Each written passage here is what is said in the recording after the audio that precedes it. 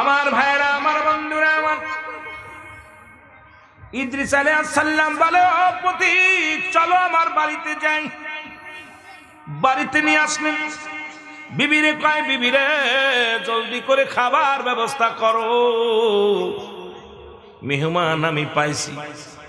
বিবি অনেক ফলমূল খাবার রান্না করে, গোশ মাছ রান্না করে সামনে দেয়া দিলেন। খাবার নিয়ে বসলেন। ইদ্রিস আলাইহিস সালাম কয়, দোস্ত একটু দেরি করো। ইদ্রিস আলাইহিস সালাম কয়, প্রতিক্রিয়া আর একটু দেরি করো, সূর্য উদয়, সূর্য ডুবে যাবে পশ্চিম আকাশে, আমাদের একটা রোজাও হয়ে যাবে, একটু দেরি করো। ইদ্রিস আলাইহিস সালাম অপেক্ষা করলেন। এদিকে সময় হয়ে গেল। এদিকে যখন খানা খাওয়া শুরু করলেন, ইদ্রিস আলাইহিস সালাম খানা নিয়ে মুখের মধ্যে দেবে, আর জিবরিল আমিন খানা রাখলেন। ইদ্রিস আলাইহিস সালাম খানা খাওয়া শুরু করলেন। ইদ্রিস আলাইহিস সালামের এই দৃশ্য ভিতর থেকে ইদ্রিস আলাইহিস সালামের বিবি দেখতে পাইলেন। বিবি যখন দেখতে পাইলেন, ডাকতে বলে, স্বামী আপনি জীবনে মেহমান ছাড়া খানা খান না, আজকে আপনি পরাজয় মেনেছেন। বলে, কি বলতে চাও? কয়, স্বামী রে, যে মেহমান নিয়ে আপনি আসছেন, এই মেহমান তো এখনো খানা গালে দেয় নাই, এখনো পানি গালে দেয় নাই, আপনি তো খানা খেয়ে ফেলেছেন, এখন আপনি পরাজয় মেনেছেন। ইদ্রিস আলাইহিস সালাম ডাক দে বলে, অতিথি রে, আমি তোমারে নিয়ে আইছি দাওয়াত করে, তুমি কেন খানা খেলে না? বলে, হুজুর বেয়াদবি মাফ করবেন, আমি কোনো খানা খেতে পারবো না, কারণ আমি কোনো সাধারণ মানুষ না, আমি হইলাম আল্লাহর প্রেরিত একজন ফেরেশতা জিবরিল আমিন। জোরে জোরে চিল্লায়া বলা যাবে না মারহাবা। আমাদের কোনো লোভ লালসা খানা, এগুলো আমরা খাইও না, লোভ লালসাও নাই। সুতরাং আপনি আমারে যেটা বলতেছেন আমার দ্বারা সম্ভব। ইদ্রিস আলাইহিস সালাম বলে, পথিক ও জিবরিল আমিন, তুমি আমারে ধোঁকা দিছো। কি দিছো? ধোঁকা দিছো। তোমার কোনো ছাড় নাই, আমার সঙ্গে দোস্ত পাতাইতে হবে, না হয় তোমারে ছাড়া যাবে না। জিবরিল আমিন বলে, আল্লাহ বিপদে পড়েছি, উনি হলো মানুষ, আমি হলাম ফেরেশতা, এখন দোস্ত পাতাইতে কয় কিতা করতাম? আল্লাহ কয়, আর বেশি কথা বলিস না, তাড়াতাড়ি পাতা, যেহেতু আমার বন্ধুরে ধোঁকা দিছি। দোস্ত পাতা, বন্ধু পাতাইলেন। আল্লাহু আকবার বলেন না। সঙ্গে সঙ্গে দোস্ত পাতাইলেন, বন্ধু হয়ে গেলেন। কয়, জিবরিল আমিন কয়, হুজুর এবার কি আপনার মনটা শান্তি লাগছে? কয়, না, আমারে এখন আরো কয়টা দাবি আছে, এখন আমারে মারতে হবে, এখন আমার জানটা বাইর করতে হবে, এরপরে আবার আমার জিন্দা করা লাগবে, আমারে জান্নাত দেখানো লাগবে, জাহান্নাম দেখানো লাগবে, না হয় তোমার কোনো ছাড়ন নাই। জিবরিল আমিন কাল্লা, এখন বিপদের মধ্যে বললাম, এই পাগলের পাল্লায় পড়ে একবার দোস্ত পাতাইতে বললে পাতাইলাম, এখন বলছে তার রুহটা বাইর করা লাগবে। আল্লাহর তো হায়াত এখনো আছে, মৃত্যুর সময় হয় নাই। আল্লাহ কয়, যা কয় শোন, বেয়াদবি করিস না রে, যা জিবরিল বেয়াদবি করিস না, যেহেতু আমার বন্ধু কষ্ট পাইলে আমি কষ্ট পাই, যা বলে হুকুম দেয় এটা তালিম করে, জোরে জোরে বলো মারহাবা। আমাকে মারতে হবে, জান্নাত দেখাইতে হবে, জাহান্নাম দেখাইতে হবে, জিন্দা করতে হবে। আল্লাহ কোন বিপদে ফেললাম, ভেজালে মাদার, কোন বিপদে পড়লাম রে। আল্লাহু আকবার বলেন। আল্লাহু আকবার। এ মুসলমান শুনে নাও, আল্লাহ হুকুম দিল, জিবরিল যা হুকুম দেয় তুমি তালিম করো, সেই ক্ষমতা আমি তোমারে দিয়ে দিলাম। সঙ্গে সঙ্গে ইদ্রিস আলাইহিস সালামের রূহটা বাইর করলেন, আবার ইদ্রিস আলাইহিস সালামকে জিন্দা করলেন, জান্নাত দেখাইলেন, জাহান্নাম দেখাইলেন। জাহান্নামটা ঘুরে ঘুরে ইদ্রিস আলাইহিস সালাম দেখলেন। আল্লাহ যাদের জন্য প্রস্তুতি করে রাখছেন, বলেন দলিল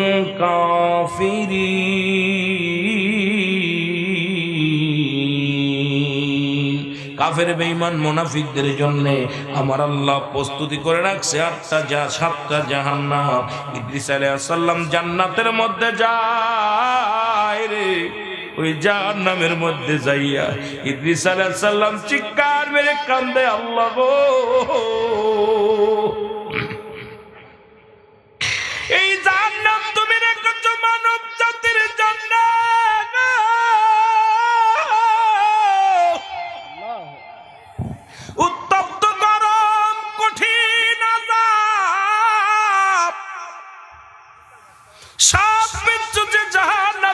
মধ্যে ভরপুর গো আমার আল্লাহ।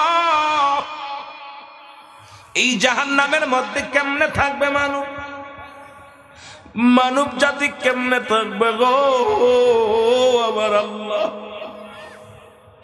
ইদ্রিস আলাইহিস সালাম কান্দে জাহান্নাম দেখে আসলেন, এবার জান্নাতের মধ্যে গেলেন, যাদের মুমিনদের জন্য রেখে দিছে।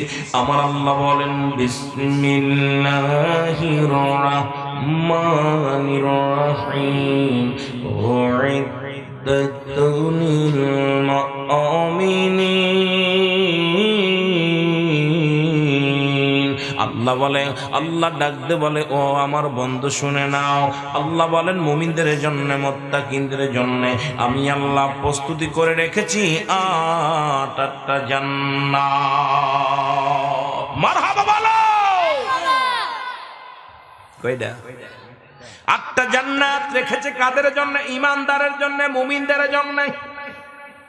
আর ইদ্রিস আলাইহিস সালাম যখন জান্নাতের মধ্যে গেছে রে, ও দরদি বন্ধু শুনে নাও, জান্নাত থেকে ইদ্রিস আলাইহিস সালাম বড় পাগল হয়ে গেছে।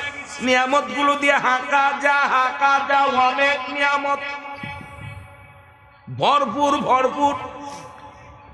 ইদ্রিস আলাইহিস সালাম জান্নাতের মধ্যে যাইয়া পালঙ্গের মধ্যে শুয়ে পড়ছে। আজরাইল আলাইহিস সালাম ডাক দেয়, জিবরিল আমিন ডাক দাও, ও দোস্ত আয় আয়, কথা দিছো তুমি জান্নাত দিকে চলে আসবা, জাহান্নাম দিকে চলে আসবা।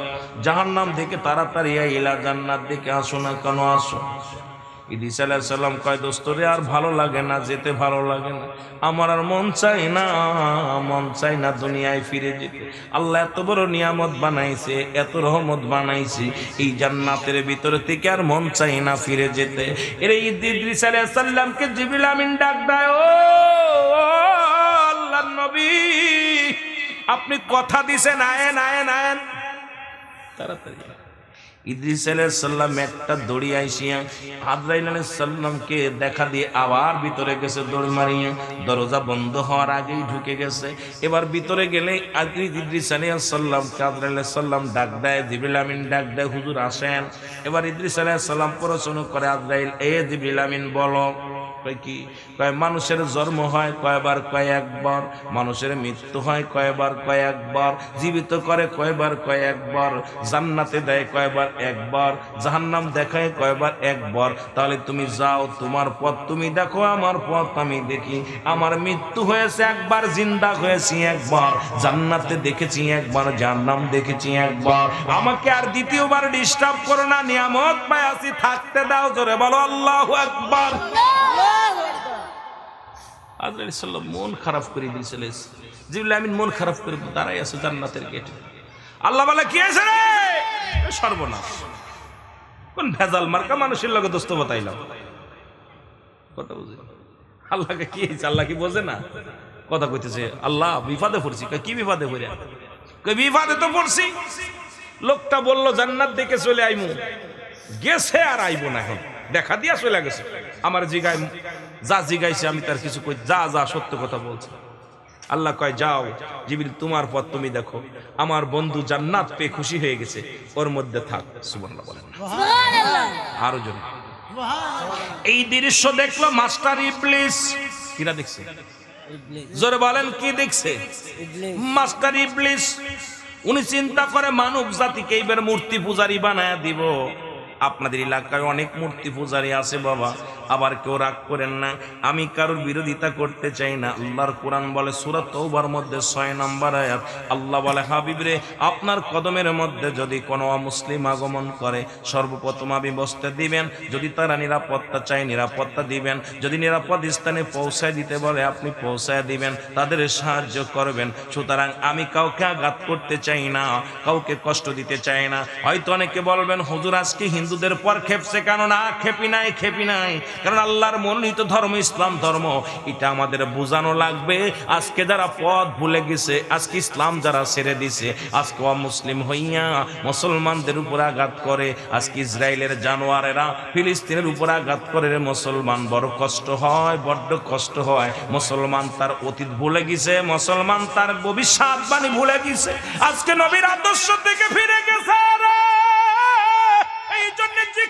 যাই সেখানে অপমানি, যেখানে যাই লাঞ্ছিত, যেখানে যাই আমাদের দুনিয়ার মধ্যে আজকে অপমানিত অপদস্থ হয়। এখনো সময় আছে, আল্লাহ আল্লাহ রাসূলের বিধান মেনে নাও। ইসলামের মধ্যে আছে শুধু শান্তি আর শান্তি, জোরে বলেন ঠিক কিনা?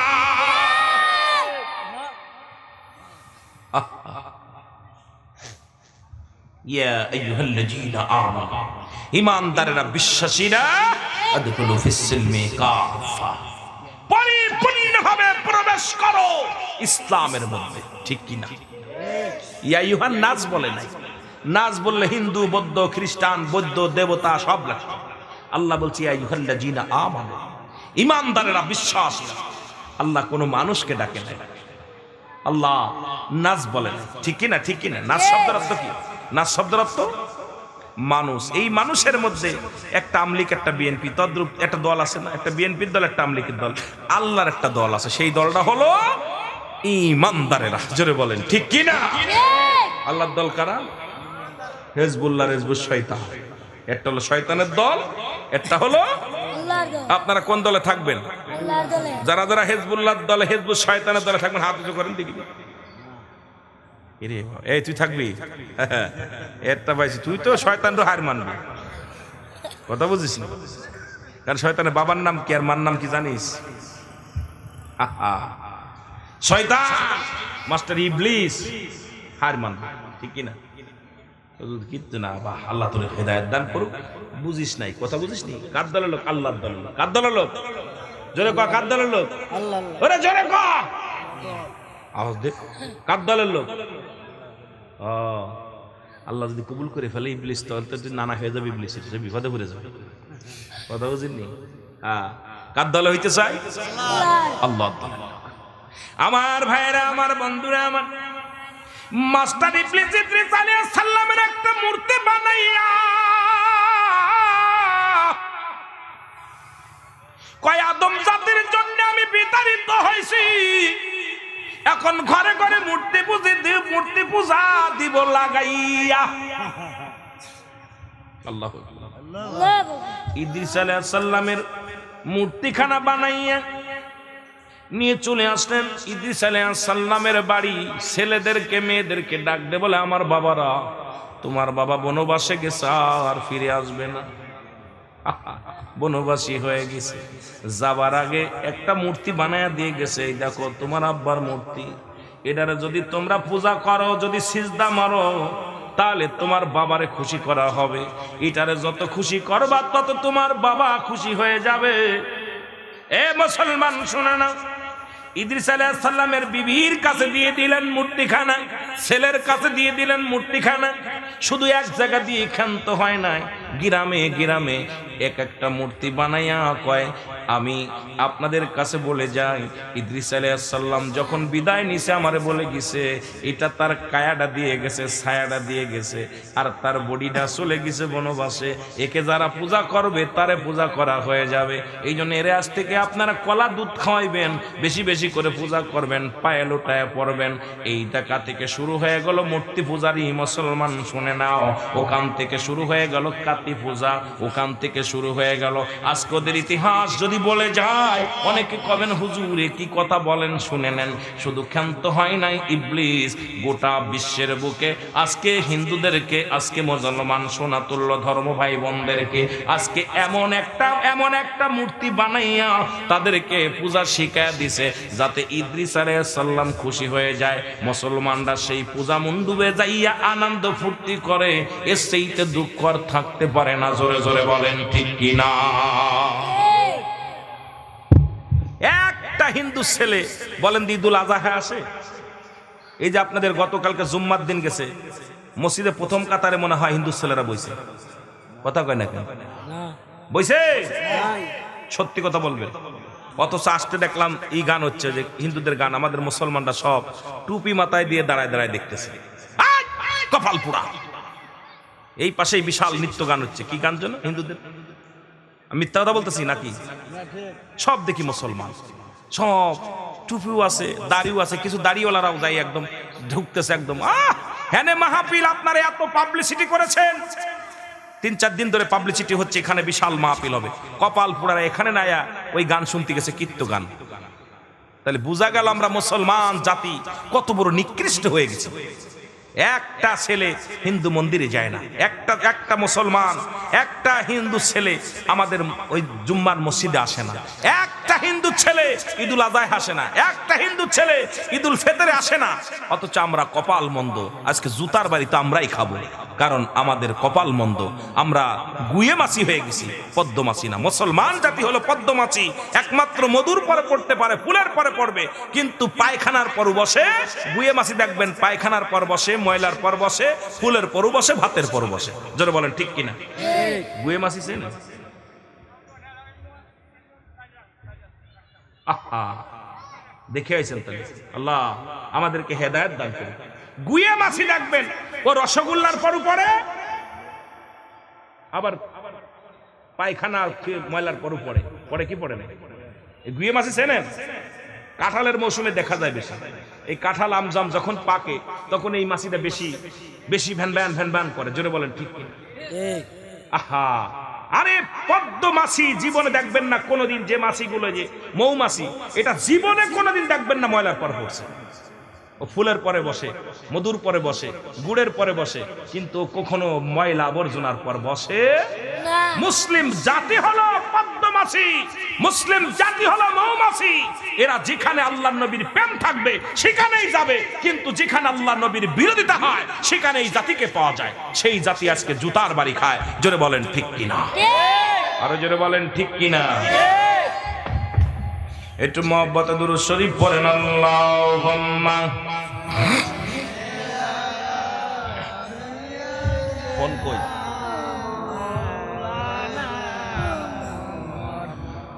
ওয়া আলা ফোনটা কই?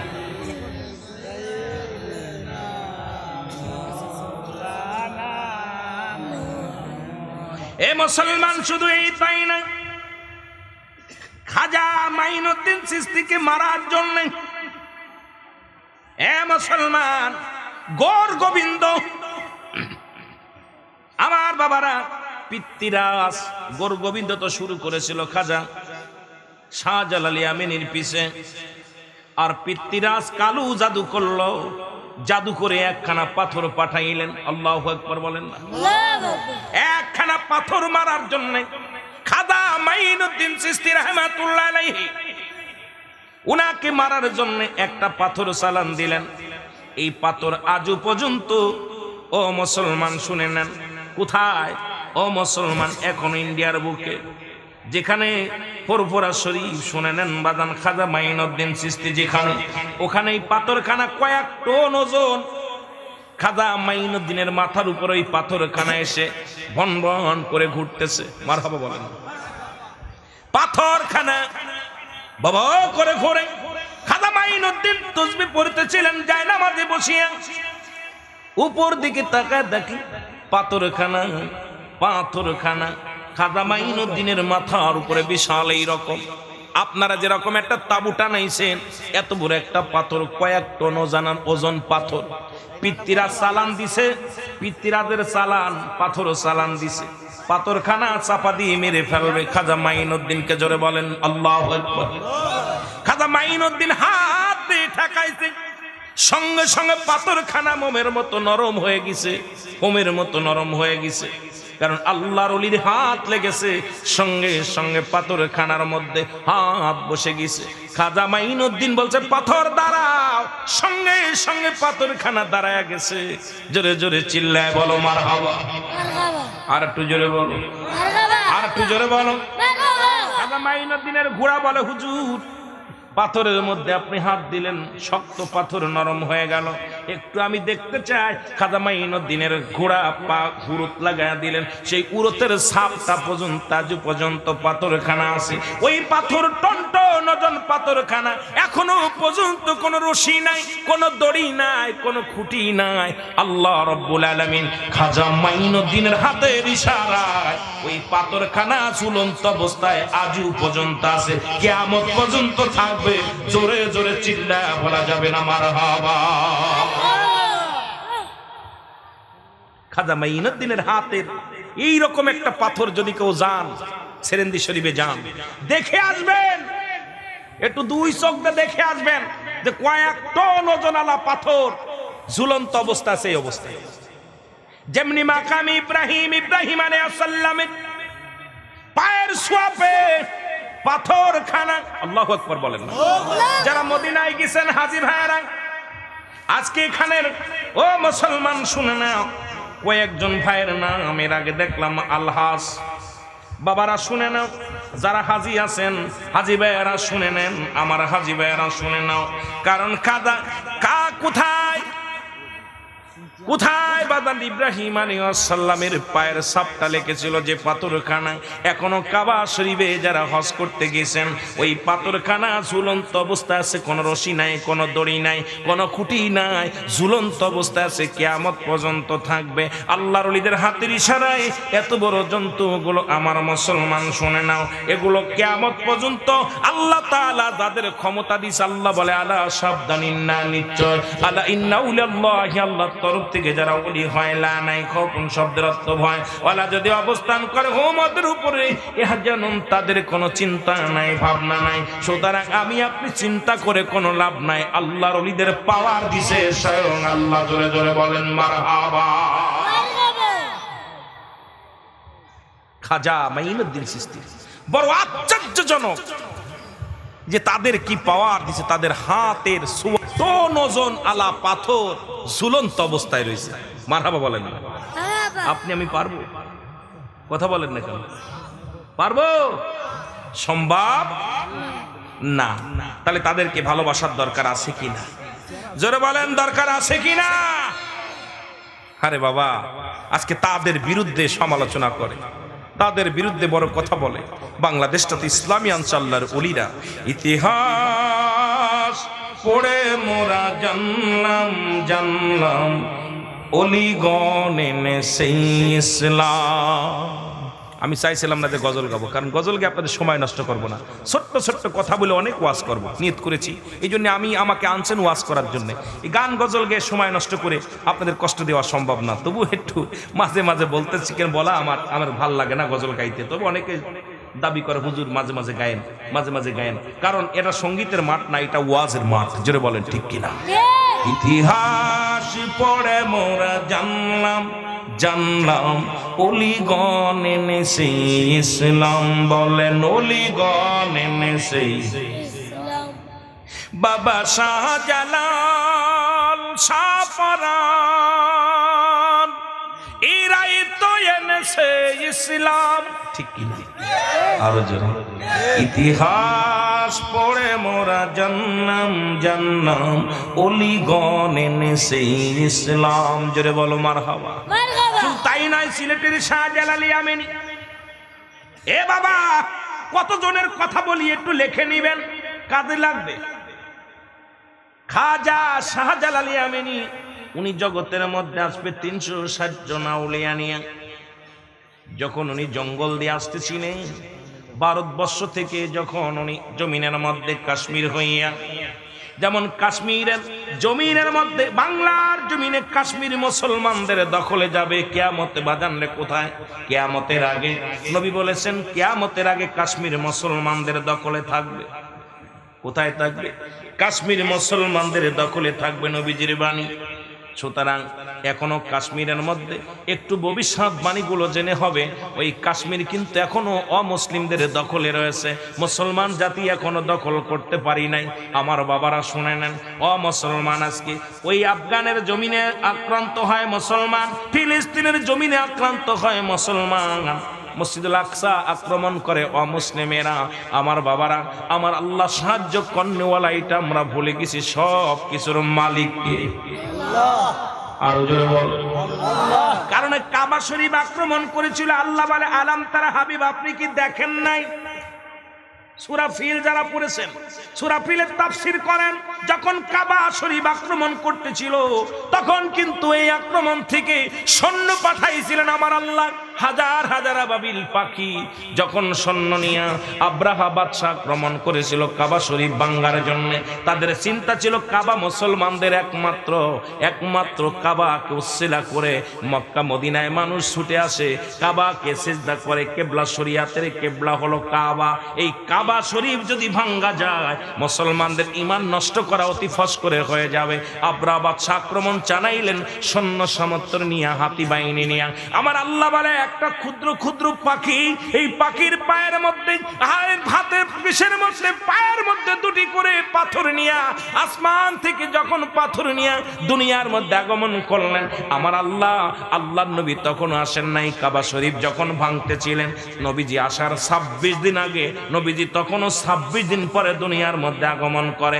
26 দিন আগে কাবা শরীফ ভাঙার জন্য আব্রাহা বাদশা সৈন্য পাঠাইলেন। আমার আল্লাহ বলে হাবিব আলাম তারা, আপনি কি দেখেন নাই নবী তো তখনও আসেন নাই? মারহাবা বলেন, নবী তখনও আসেন নাই। এখন আল্লাহ বলে হাবিব আপনি দেখেন নাই, তার মানে আর বুঝতে বাকি নাই কাবারও আগে নবী। ঠিক কিনা? ঠিক কিনা? কাবারও আগে নবী। যদি তা না হয় নবীরে কেন বললেন আপনি কি দেখেন নাই? ঠিক কিনা? কথা বলেন, কথা বলেন। একটা ইট খসাইতে পারে না, একটা বালু খসাইতে পারে নাই। ওই কাবাকে রক্ষা করেছে আমার আল্লাহ। শরিয়াতের কেবলা হলো কাবা, দুজানের কেবলা হলো রাহমাতুল লিল আলামিন, মোনাজাতের কেবলা আরশ আজিম, আর পীরের মুরিদের কেবলা হলো পীর কেবলা। সেই পীর কেবলা খাজা মাইনুদ্দিন চিশতি বসেন, শুনে নেন খাজা মুসলমান, শুনে নেন খাজা কোথায়? ওই সিলেটের শাহজালালি আমিনী 360 জন আউলিয়া নিয়ে যখন রওনা দিলেন জঙ্গলের মধ্যে, দিল্লির জঙ্গল হয়ে যখন আসতেছিলেন, খাজা মাইনুদ্দিনের সঙ্গে একজন নয় দুজন নয় 360 জন আউলিয়া। পথের মধ্যে দেখি বড় বড় ভাগ জঙ্গলের মধ্যে খাজা মাইনুদ্দিনের পায়ের মধ্যে সুমাইছে। খাজা কোথায় বাদান রে? খাজা শাহজালালি আমিনীর পায়ের মধ্যে সুমা দিছে। সঙ্গীরা বলে বড় আশ্চর্য হয়ে গেলাম, ভাগনা শাহপরান সঙ্গে জোরে বলেন আল্লাহু আকবার। শাহজালালের ভাগনা শাহপরান উনিও সঙ্গে আছে, বলে আমি আশ্চর্য হয়ে গেলাম। আমি দেখলাম আমার মামাজির পায়ের মধ্যে মানুষ নয় ওই দিল্লির জঙ্গলের বড় বড় পশুগুলো এসে পায়ের মধ্যে চুমা দিছে। দূর থেকে পশুগুলো মাথা নত করে তাকায় আছে। একটা পশু বেয়াদবি করে নাই, একটা বনের হিংস্র প্রাণীরাও বেয়াদবি করে নাই। এখন খাজা মাইনুদ্দিন, খাজা শাহজালালি আমিনী 360 জন উলিয়া নিয়ে যখন সিলেটের জমিনে আসলেন, গোবিন্দ চিন্তা করে কোন দাড়িওয়ালা টুপিওয়ালা যদি এলাকার মধ্যে ঢুকে যায় তাহলে আজ থেকে আমাদের তাকাব্বারি শেষ, আমাদের দিন শেষ, রাজত্ব শেষ, ঠেকাইতে হবে। ঘোষণা করে দিলেন কোন দাড়িওয়ালা টুপিওয়ালা দেখলেই তাদেরকে হত্যা করার হুকুম দিলেন। যদি কোনো নৌপথ বন্ধ, স্থল পথ বন্ধ, নদী পথ বন্ধ, সব বন্ধ হয়ে গেল, কোনো দাড়িওয়ালা টুপিওয়ালা যেন এই সিলেটের জমিনে ঢুকতে পারে না। আমার আল্লাহর কি মহিমা! আল্লাহ কয়েক আলা সাবধান সাবধান, নামাজের আগে আলা নাই, হজের আগে আলা নাই, যাকাতের আগে আলা নাই। আল্লাহর মাহবুব বান্দাদের কথা বলতে যে আল্লাহ বলেন আলা সাবধান সাবধান করে দিলেন। শাহজালাল ও মুসলমান শুনে নাও, শাহজালালি আমিনী 360 জন আউলিয়া নিয়ে আস্তে আস্তে গুটি গুটি পায়ে হাঁটলেন, জোরে বলেন আল্লাহু আকবার। উনি হেঁটে হেঁটে যখন কোথায় আসলেন, ও মুসলমান, সুরমা নদীর কিনারায় চলে আসলেন। শুনে নেন, এই নদীটা যারা দেখছেন তারা বড় আশ্চর্য হয়ে যাবে। বাবারে, আপনাদের এলাকার মধ্যে বেশি দূরে নয়, সিলেট অঞ্চল, যেহেতু আপনারা সিলেট বিভাগের মানুষ, এই জন্য সিলেটের কিছু কথা বলে যায়। যেহেতু আপনারা এই থানার মানুষ, জেলার মানুষগুলো, বিভাগটা হলো আপনাদের সিলেট বিভাগ। এই সিলেটের জমিনে শাহজালালি আমিনী আসলেন 360 জন আউলিয়া নিয়ে যখন আসলেন, দেখে কোনো নৌকা নাই, নৌকা নাই। আল্লাহু আকবার বলে। কোনো নৌকা নাই, কোনো মাঝি নাই, যাবে কেমনে? উনি 2 রাকাত নামাজ আদায় করিয়া সঙ্গে সঙ্গে ঘাড়ের জায়নামাজটা ফেলাইয়া দিলেন। জায়নামাজ ফেলে দিয়ে বলে আল্লাহ আমিও তোমার, জমিনও তোমার, পানিও তোমার, শেষ করে দিবা সব কিছু তুমি।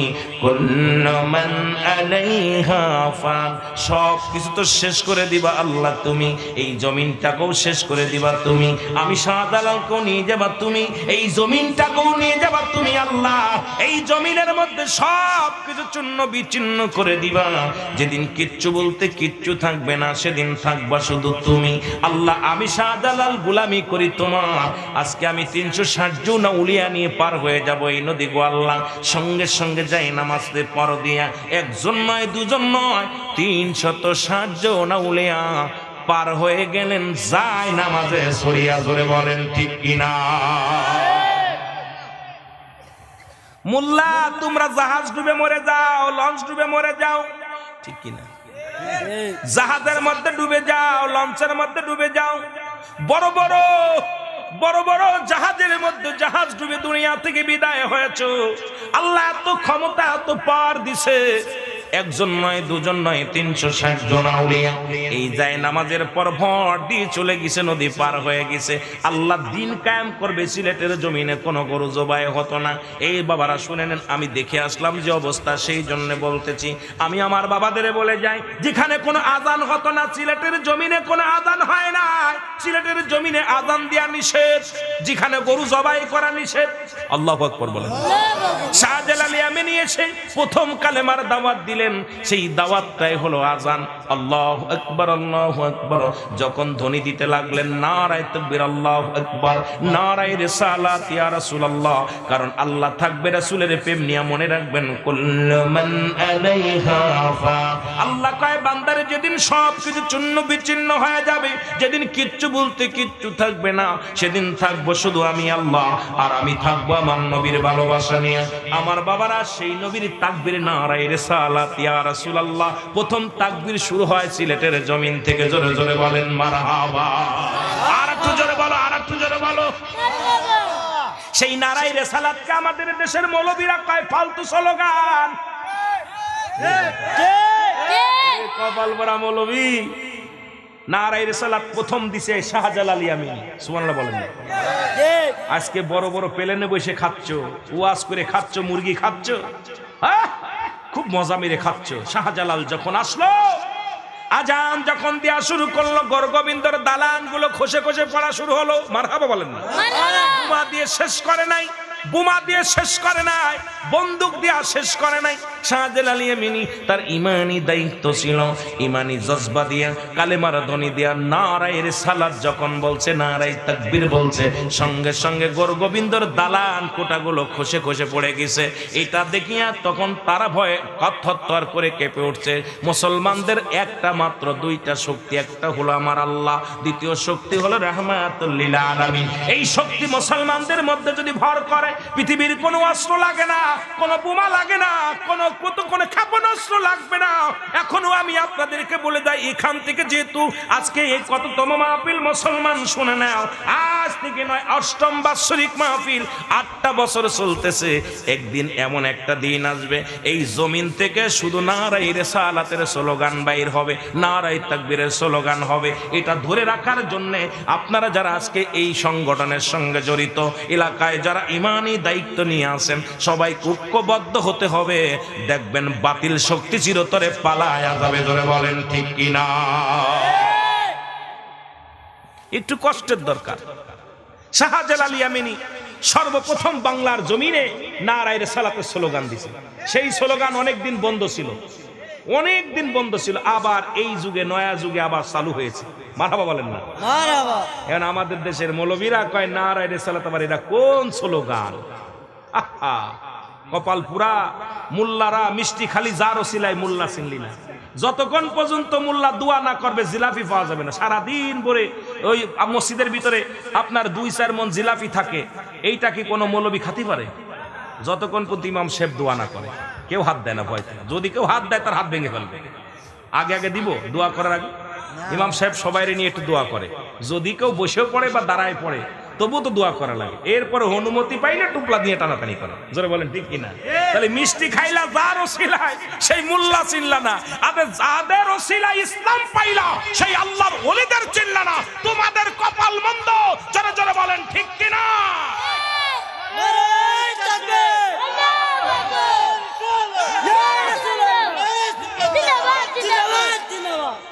ছুটে আই শাহজালালের নির্ভীক সৈনিকেরা, কত কর সালাসিরই মুর্দা গন্ডাখানা। শাহজালালের পাক ভূমিতে যারাই আসলো ভাগ বসাতে, শাহজালালের পাক ভূমিতে যারাই আসলো পাক ভাগ বসাইতে, আবর্জনা কতল করে সুন্নিয়াতের ফসল ফলা। ছুটে আই শাহজালালের নির্ভীক সৈনিকেরা। জোরে বলেন ছুটে আই শাহজালালের, এ বাবা জোরে বলেন ছুটে আই শাহজালালের নির্ভীক সৈনিকেরা, কতল কর সালাসিরই মুর্দা গোর্দা খানা।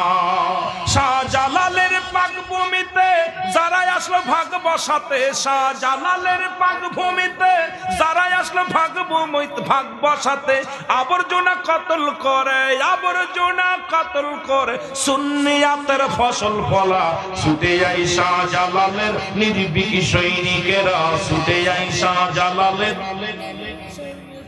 আবার একটু গর্জন দেন, আবার একটু গর্জন দেন, দেখবেন ওই যা দুই একটা বাতিল আছে আমার মন বলে সব পালানোর সময় পাবে না। জোরে বলেন ঠিক কিনা? এ মুসলমান, যেমন গভীর মনোযোগ, জ্ঞানের কোনো শেষ নাই। আসেন কথা বলেন না, জ্ঞানের কোনো শেষ নাই। আপনাদেরকে বলতে গেলে অনেক কথা বলা লাগবে। তৎকালীন জামানায় মুসা আলাইহিস সালাম বলে আমার আল্লাহ, আল্লাহ ডাকতে বলে মুসা রে তোমার চাইতে জ্ঞানী কে কেউ আছে? মুসা আলাইহিস সালাম চোখ দিলে বন্ধ করে, না আমার চাইতে জ্ঞানী কেউ নাই।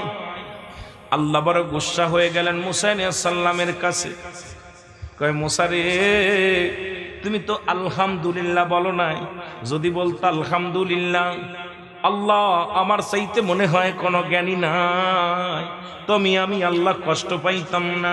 মুসা আলাইহিস সালামকে ডাক দে বলে মুসা রে তোমারে যে জ্ঞান দান করেছি সব জ্ঞান তোমারে দান করি নাই, তোমার চাইতে আরো জ্ঞানী তোমার উস্তাদ রাখছি আমি সাগরের মাঝে, হযরত খিজির আলাইহিস সালাম। জোরে জোরে চিল্লায় বলা যাবে না মারহাবা?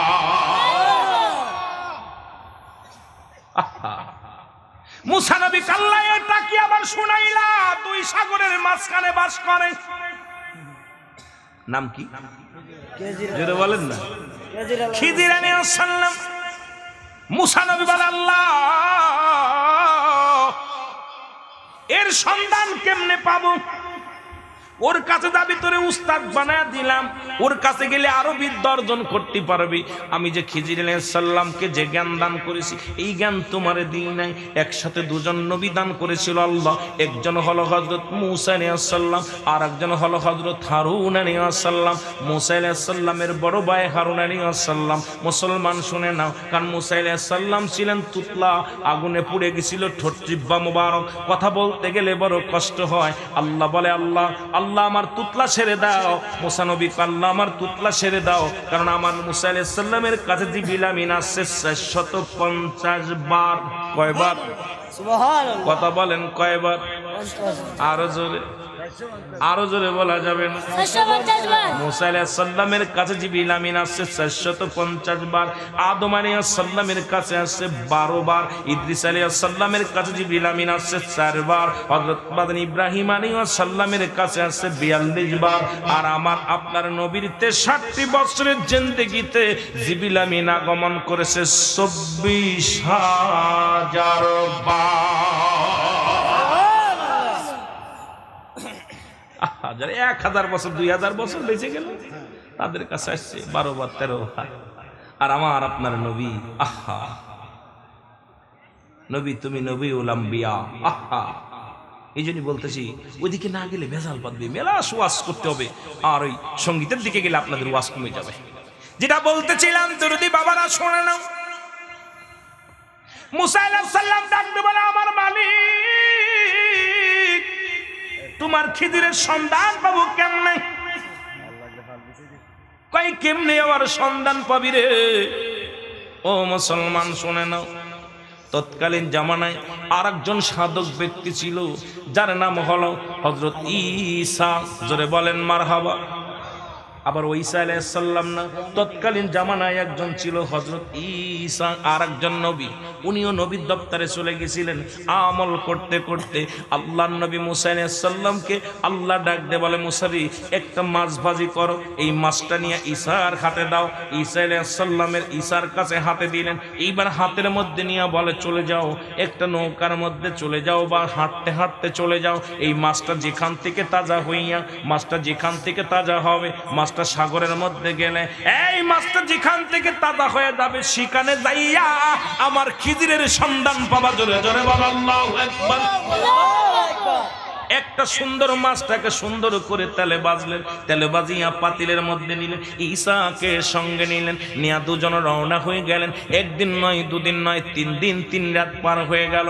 যাইতেছিলেন সাগরের মধ্যে দিয়ে, হঠাৎ এক জায়গায় ঘুমন, একটা পাথরের আড়ালে যাইয়া হযরত মুসা আলাইহিস সালামের ঘুম এসে গেলেন। এই পাথরকে আর পাথরটাকে হেলান দিয়া মুসা আলাইহিস সালাম ঘুমায় গেলেন।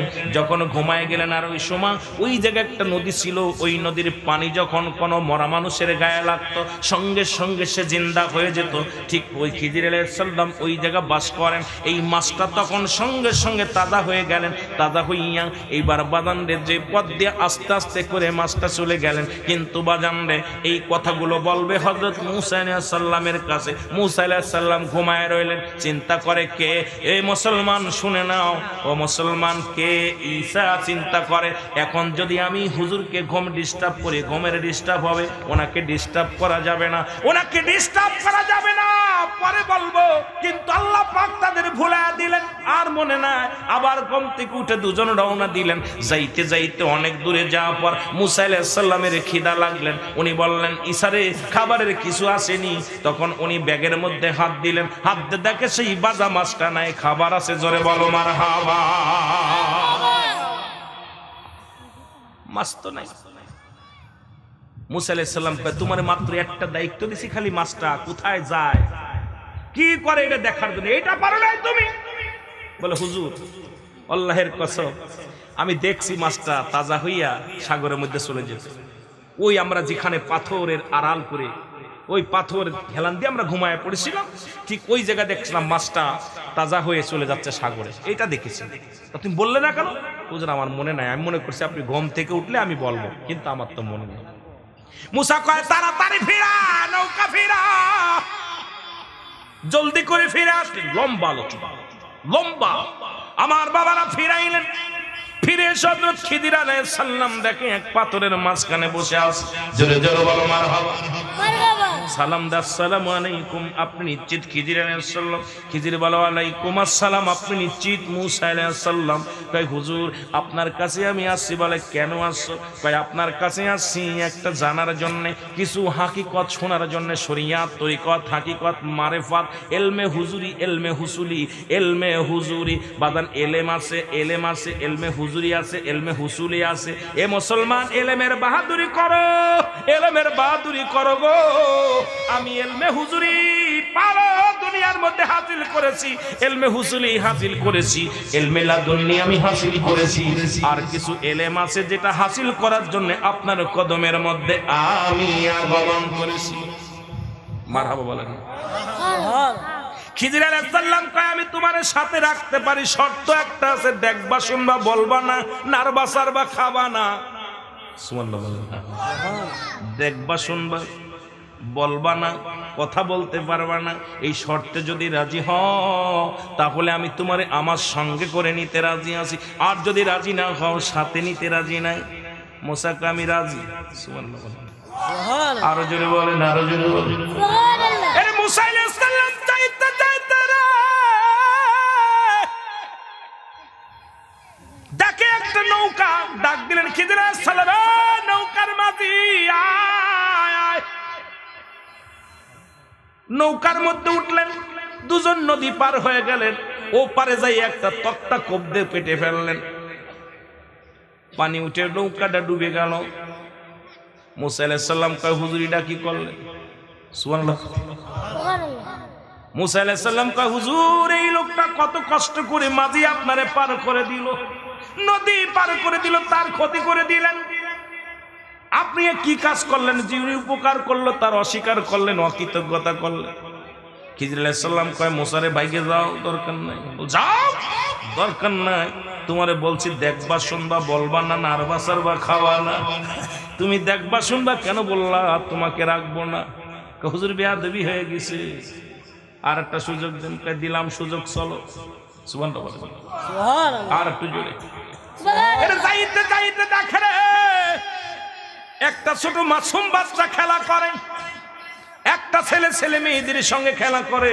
খিজির আলাইহিস সালাম ডাক দিছে, একটা কোপ দিয়ে গর্দান কেটে ফেলেছে। মুসা আলাইহিস সালাম কাল, হে নবী, তুমি আল্লাহ কার কাছে পাঠাইলে? যে একদম জল্লাদ, এ কার কাছে তুমি বিদ্যা শেখার জন্য পাঠাইছো? এই যে বিদ্যা শিখা না, সন্ত্রাসী হওয়া। এই যে নৌকা ফুটো করে দিল, একজনের ক্ষতি করে দিল, এখন তো জিন্দা মানুষ মেরে ফেলেছে। মুসারে ডাক দেখে, হুজুর বেয়াদবি মাফ করবেন, এই কি করলেন? যাও, তোমার চাকরি শেষ, নট, আর চাকরি করতে পারবো না, যাও, তোমার চাকরির দরকার নাই, ভাগো। মুসা আলাইহিস সালাম ডাকতে বলে, হুজুর বারবার তিনবার আর একটা সুযোগ দেন, আবার যদি ভুল করি তাহলে আমার বিদায় করে দিবেন। কয় ঠিক আছে, ঠিক আছে, আর একটা সুযোগ দিলাম, আর একটা সুযোগ দিলাম। সুযোগ পেয়ে গেলেন। যাইতে যাইতে দেখে রে, এ মুসলমান শোনো, একটা জীর্ণ শীর্ণ ঘর। মুসা আলাইহিস সালামকে ডাক দে, বলে মুসা তাড়াতাড়ি ইট পাট কেলানো, ওই ঘরটা ভালো করে বানাও। সুবহানাল্লাহ, আরো জোরে বলেন, এই ঘরটা ভালো করে বানাও। মুসা আলাইহিস সালাম ভালো করে দুজন কিসেন দিয়া একদম বাদান লিবার হইয়া কাজটা করে দিলেন। কাজটা করে রওনা হয়ে গেলেন। এবার তো হুজুর এতগুলো ক্ষতি করলেন, নৌকার তক্তা ভেঙে দিলেন, এরপরে মানুষ হত্যা করলেন, আবার একজন থাকতে পারে না, তার ঘরটা নির্ণয় ভালো করে করে দিলেন। হাকিকতটা কি কয় বাউট? কেন জিগাইলা? তোমার বলছি দেখবা শুনবা, বলতে পারবা না, তুমি এই বিদ্যা অর্জন করতে পারবা না।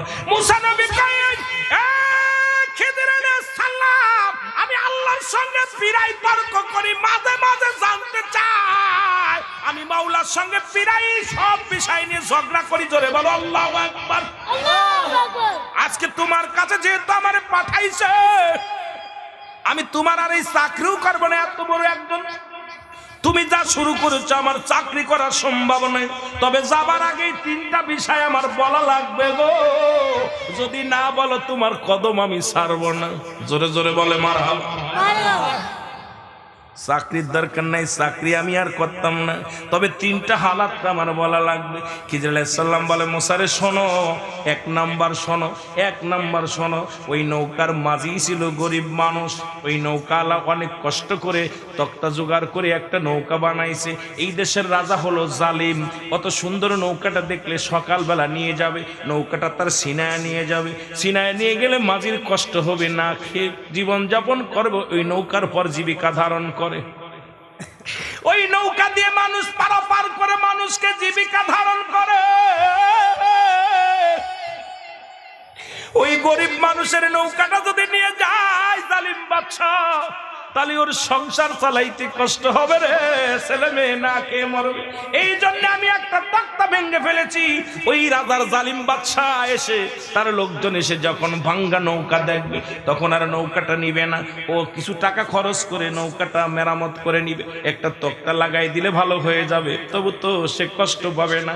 এই জন্য আমি নৌকাটারে ছিদ্রা করে দিছি। মুসা আলাইহিস সালাম কয়, ও খিজির আলাইহিস সালাম, বুঝতে পেরেছি। জোরে জোরে চিল্লায় বলা যাবে না মারহাবা।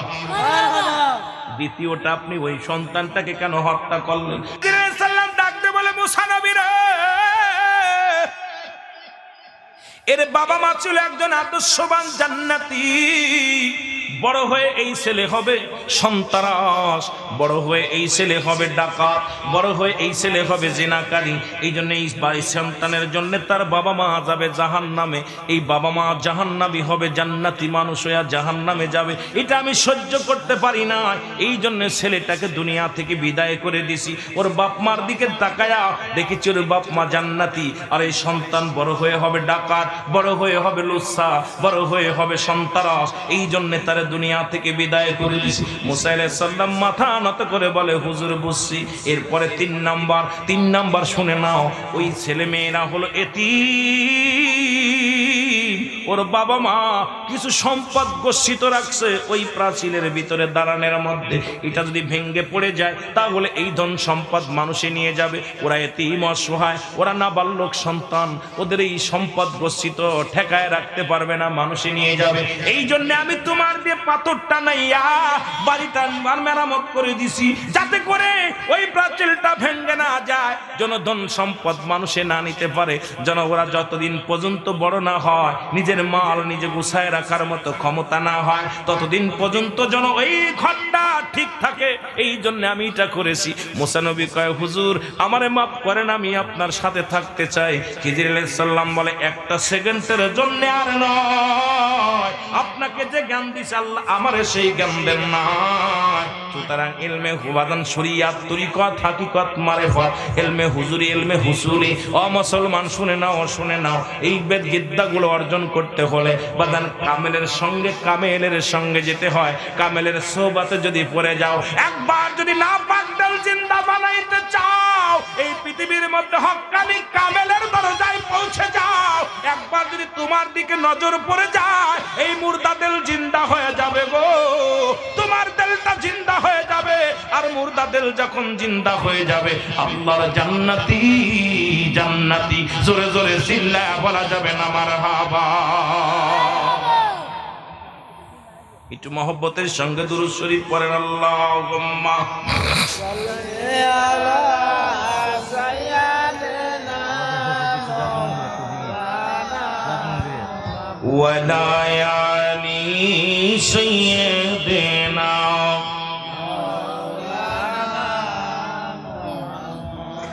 আপনাদের কষ্ট হচ্ছে না দাদু ভাই? আমারও মন ছিল আজকে যে আপনাদেরকে আমি আসলে একটা প্রোগ্রামে বেশি রাখি। আজকে আমাদের জিতু ভাই হবিগঞ্জের সভাপতি, ওনার বাড়িতে মাহফিল, যেহেতু আমি প্রোগ্রামটা রেখে ফেলেছি উল্টোপাল্টা। আপনাদেরটা চেয়েছিলাম, ফরিদি সাহেব আছেন, ফরিদি বাংলাদেশে বড় মাপের বক্তা, আমিও চেয়েছিলাম যে আজকে আপনাদেরকে প্রাণ ভরে ওয়াজ করব, কিন্তু বাবা সময়